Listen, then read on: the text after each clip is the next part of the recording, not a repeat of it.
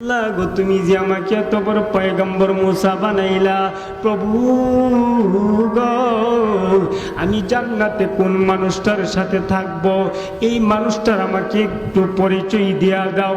এই কথা বলার পরে আল্লাহ রাব্বুল আলামিন ডাক দিয়ে বলেন, পয়গম্বর মুসা গো, আমি আল্লাহ তোমার সাথে যেই মানুষটা জান্নাতে থাকবি, এই মানুষটা হইল সাধারণ একটা কসাই, গোস্ত বিক্রি করে।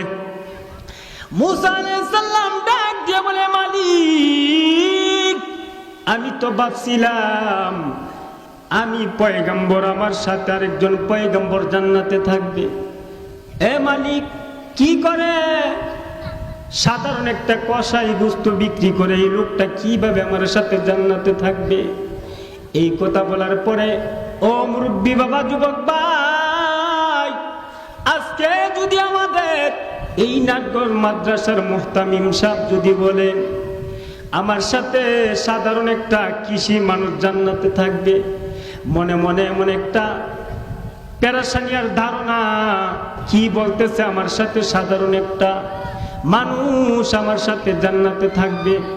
পয়গম্বর মুসা আলাইহিস সালাম ডাক দিয়ে বলে, আল্লাহ, আমি তো ভাবছিলাম এমন একজন মানুষ আমার সাথে থাকবে জান্নাতে, সাধারণ একটা কসাই গোস্ত বিক্রি করে, এই লোকটা আমার সাথে কি করে জান্নাতে থাকবে? ইলাহা ইল্লাল্লাহ, লা ইলাহা ইল্লাল্লাহ, লা ইলাহা ইল্লাল্লাহ, লা ইলাহা ইল্লাল্লাহ, লা ইলাহা ইল্লাল্লাহ, লা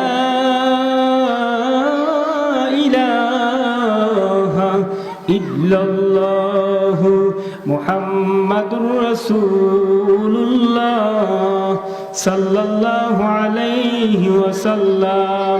আমরা সবাই পড়ি আলহামদুলিল্লাহ। মহান রব্বুল আলামিনের দরবারে লক্ষ কোটি কোটি বার শুকরিয়া আদায় করি। নাটগড় বড়বাড়ি মরহুম মলাই মিয়ার রুহের মাগফিরাতে প্রথম বার্ষিক ইসলামী মহাসম্মেলনের আজকের সম্মানিত সভাপতি সাহেব, প্রধান আকর্ষণ, বিশেষ আকর্ষণ, আমার মুরব্বিয়ান এজাম, যুবক ভাইয়েরা, পর্দার আড়ালের মা ও বোনেরা, সবার প্রতি আমার সালাম। আসসালামু আলাইকুম ওয়া রাহমাতুল্লাহি ওয়া বারাকাতুহু। আল্লাহ রাব্বুল আলামিন আমাদেরকে বিভিন্ন ফিতনা ফাসাদের জমানায় মহান রাব্বুল আলামিন আমাদেরকে এশার নামাজ পড়ে জামাতে বেহেশতের বাগানের মধ্যে নেক কাজের জন্য আল্লাহ রাব্বুল আলামিন আমাদেরকে আসার এবং বসার, কোরআন এবং হাদিস থেকে কিছু কথা শোনার মতো আল্লাহ রাব্বুল আলামিন আমাদেরকে তৌফিক দান করেছেন। এই জন্য মহান রাব্বুল আলামিনের দরবারে লক্ষ কোটি কোটি বার শুকরিয়া আদায় করি আলহামদুলিল্লাহ। সম্মানিত এলাকাবাসী, গ্রামবাসী, আপনারা জানেন এই মাহফিল প্রত্যেক দিন হয় না, এক বছর পরে একটা মাহফিল করা হয়। জানা নাই কার জন্য জানি জীবনের শেষ মাহফিল হতে পারে। এই বাচ্চাদেরকে সুন্দর করে বয়াই দেন।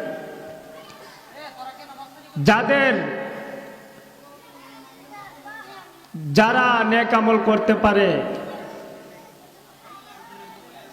তারাই দুনিয়া তো শান্তি, পরে কালেও শান্তি। ও আমার ভাইয়েরা, বাবারা, জানা নাই কার জন্য জানে জীবনের শেষ মাহফিল। মানুষ প্রত্যেক দিনই মারা যায়।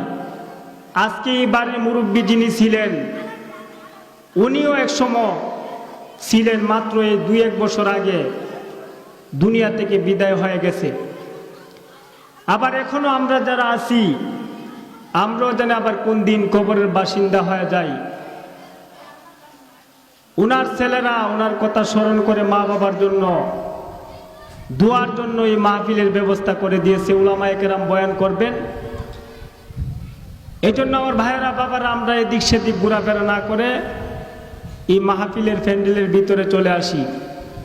এই মাহফিলে আসলে লাভ না লস? লাভ। কেমন লাভ? এই মাহফিলের চতুর্পাশ দিয়ে ফেরেশতারা জমিন থেকে আসমান পর্যন্ত বেষ্টন করে আছে। আর একজনের কাঁধে একজন, একজনের কাঁধে একজন, যাইতে যাইতে আসমান পর্যন্ত উঠতেছে। আল্লাহ রাব্বুল আলামিন এই ফেরেশতারা এত নেক কাজ দেখিয়ে তারা আনন্দে মেতে উঠতে আছে। আল্লাহ রাব্বুল আলামিন জিজ্ঞাসা করে, ও আমার ফেরেশতারা, তোমরা এত বড় আনন্দিত কেন? আজকে এত বড় খুশি কিসের জন্য? ফেরেশতারা ডাক দিয়ে বলে, ও আল্লাহ, আমরা এই নাটগড় গ্রামের মরহুম মলাই মিয়ার বাড়ির মধ্যে উলামায়ে কেরাম বয়ান করতেছে, কিছু সংখ্যক মানুষ তারা শুনতেছে, এখানে নেক কাজের ব্যবস্থা, এই জন্য আমরা আজকে এত বড় আনন্দিত, এত বড় খুশি। আল্লাহ রাব্বুল আলামিন ডাক দিয়ে বলেন, ও ফেরেশতারা, ফেরেশতারা রে, সাক্ষী হয়ে যাও। ও ফেরেশতারা, নাটগড়ে গ্রামের মধ্যে মরহুম মলাই মিয়ার বাড়ির মধ্যে যারা এখানে বয়ান কোরআন হাদিসের করতেছে, যারা শুনতেছে, সাক্ষী হয়ে থাকো, আমি আল্লাহ ওই বান্দা এবং বান্দীদের জীবনের পিছনের সমস্ত গুনাহগুলো আমি আল্লাহ মাফ করে দিলাম। সুবহানাল্লাহ। এই জন্য আমার ভাইরা বাবারা, সাহাবায়ে কেরাম আল্লাহর নবী, বিশ্ব নবী, মায়ার নবী, রহমাতাল লিল আলামিনকে ডাক দিয়ে বলেন, নবী গো, ও পয়গম্বর, হাসরের ময়দানে এমন একটা ভয়াবহ হবে, এ পয়গম্বর, ওই মাঠের মধ্যে কোটি কোটি মানুষ জমা হয়ে যাবে। এ পয়গম্বর, ওইখানে যে কোটি কোটি মানুষ জমা হয়ে যাবে, এখানের মধ্যে একদল যাবে জান্নাতে, আর একদল যাবে জাহান্নামে। এত কোটি কোটি মানুষের মধ্যে কিভাবে আল্লাহ রাব্বুল আলামিন কিভাবে চিনবে, কিভাবে জান্নাতে দিবে, কিভাবে জাহান্নামে দিবে? আল্লাহর নবী, বিশ্ব নবী, এতিম নবী, মায়ার নবী ডাক দিয়ে বলে, ও আমার সাহাবায়েরা, সাহাবায়ে কেরাম, শুনো রে, এই দুনিয়ার মধ্যে যদি একটা মাঠের মধ্যে শত শত হাজার হাজার গোরা ছাড়া হয়, সাহাবীরা শুনো রে, এই জমিনের মধ্যে একটা মাঠের মধ্যে হাজার হাজার গোরা ছাড়া হয়, এর মধ্যে যদি কিছু গোরা, দুই একটা গোরা যদি চালওয়ালা থাকে, হাজার হাজার গোরার মধ্যে চিনতে কি সহজ হবে না কঠিন হয়ে যাবে? আল্লাহ নবীর সাহাবীরা ডাক দিয়ে বলে, নবী গো, ও পয়গম্বর, হাজার হাজার গোরার মধ্যে যদি একটা দুইটা গোরা চানলা থাকে, ওই গোরাটাকে চিনতে খুব সহজ হয়ে যাবে। আল্লাহর নবী ডাক দিয়ে বলেন, সাহাবীরা রে, হাসরের ময়দানে মুসিবতের দিনে ওই লক্ষ লক্ষ মানুষ জমা হয়ে যাবে, আর ওই সময় যদি আমার উম্মতের যারা নামাজ পড়ে, নেক আমল করে, রোজা রাখে, ওই দুনিয়ার মধ্যে যারা নেক আমল করে, তাদের ওই হাসরের ময়দানে তাদের চেহারা নূর চমকাইতে থাকবে। সুবহানাল্লাহ। ও সাহাবীরা শুনো, হাসরের ময়দানে যাদের চানওয়ালা থাকে, যাদের চেহারার মধ্যে নূর চমকাইতে থাকবে, তারা হবে আল্লাহর জান্নাতি, আর যাদের চেহারা অন্ধ হয়ে থাকবে, তারা হবে জাহান্নামী। ও নাটগড়ের মুরব্বী বাবারা, ও যুবক ভাইয়েরা, ও আমার মায়েরা, মাগো মা, দুনিয়ার মধ্যে নেক আমল করে যান, নামাজ পড়ে যান, নেক আমল করে যান, হাসরের ময়দানে আপনার চেহারার মধ্যে নূর চমকাইতে থাকবে। ও আমার ভাইয়েরা, বাবারা, বাবারে সময় কম। আল্লাহ রাব্বুল আলামিন বলেন অকদা রব্বুকা আল্লাহ তা'বুদু, আল্লাহ বলেন অকদা নির্দেশ দিয়েছে রব্বুকা তোমার প্রতিপালক আল্লাহ তা'বুদু আল্লাহ তাআলার ইবাদত করার জন্য। ও মুরব্বি বাবা, যুবক ভাই, আল্লাহ তাআলার ইবাদত করার জন্য আল্লাহ আমাদেরকে প্রেরণ করে দিয়েছে। দ্বিতীয় নাম্বার হইল পিতামাতার সাথে সৎ ব্যবহার করতে হবে, পিতামাতার সাথে ইহসান করতে হবে।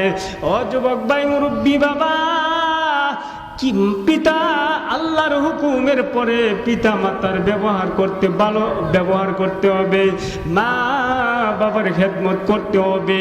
আজকে যে মাহফিলটা আমার যুবক ভাইরা বাবার কথা স্মরণ করি আজকের মাহফিলের ব্যবস্থা করে দিয়েছেন। যদি মা বাবার জন্য দয়া লাগে, মায়া লাগে, এই জন্য আজকে মাহফিলের ব্যবস্থা করা হয়েছে। বাইরে এক নাম্বার আল্লাহ তাআলার ইবাদত বন্দেগী করতে হবে, দ্বিতীয় নাম্বার পিতা মাতার সাথে ভালো ব্যবহার করতে হবে। কিভাবে ব্যবহার করতে হবে? আল্লাহর পয়গম্বর মুসা আলাইহিস সালাম, জি মুসা আলাইহিস সালাম তুর পাহাড়ে আল্লাহর সাথে সরাসরি সাক্ষাৎ করেছি। পয়গম্বর মুসা আলাইহিস সালাম আল্লাহকে একদিন ডাক দিয়ে বলে, আল্লাহ গো, তুমি যে আমাকে এত বড় পয়গম্বর মুসা বানাইলা, প্রভু গো, আমি জান্নাতে কোন মানুষটার সাথে থাকব, এই মানুষটার আমাকে একটু পরিচয় দিয়া দাও। এই কথা বলার পরে আল্লাহ রাব্বুল আলামিন ডাক দিয়ে বলেন, পয়গম্বর মুসা গো, আমি আল্লাহ তোমার সাথে যেই মানুষটা জান্নাতে থাকবি, এই মানুষটা হইল সাধারণ একটা কসাই, গোস্ত বিক্রি করে। মুসা আলাইহিস সালাম ডাক দিয়ে বলে, মালিক, আমি তো ভাবছিলাম আমি পয়গম্বর, আমার সাথে আরেকজন পয়গম্বর জান্নাতে থাকবে। এ মালিক, কি করে? সাধারণ একটা কসাই গোস্ত বিক্রি করে এই লোকটা কিভাবে আমার সাথে জান্নাতে থাকবে? এই কথা বলার পরে ও মুরব্বি বাবা, যুবক ভাই, আজকে যদি আমাদের এই নাটগর মাদ্রাসার মুহতামিম সাহেব যদি বলে আমার সাথে সাধারণ একটা কৃষি মানুষ জান্নাতে থাকবে, মনে মনে এমন একটা পেরেশানির ধারণা, কি বলতেছে আমার সাথে সাধারণ একটা মানুষ আমার সাথে জান্নাতে থাকবে। পয়গম্বর মুসা আলাইহিস সালাম ডাক দিয়ে বলে, আল্লাহ, আমি তো ভাবছিলাম এমন একজন মানুষ আমার সাথে থাকবে জান্নাতে, সাধারণ একটা কসাই বস্তু বিক্রি করে, এই লোকটা আমার সাথে কি করে জান্নাতে থাকবে?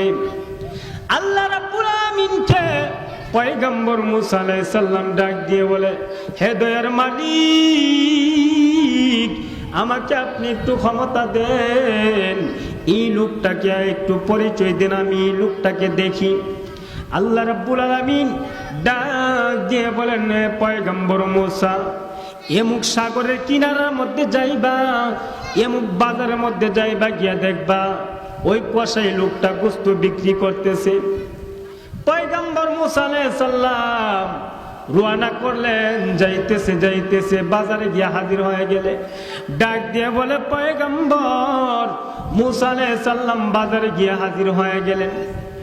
ডাক দিয়ে বলে, কোনো কথাবার্তা বলে না, গিয়া এই কসাই গোস্ত বিক্রি করে সামনে গিয়া হাজির হয়ে গেল। গিয়া দেখতে পাইলেন গরু জবাই করিয়া কলিজাগুলো এবং সিনার যে গোস্ত আছে, গোস্ত ভালো গোস্তগুলা দেখিয়া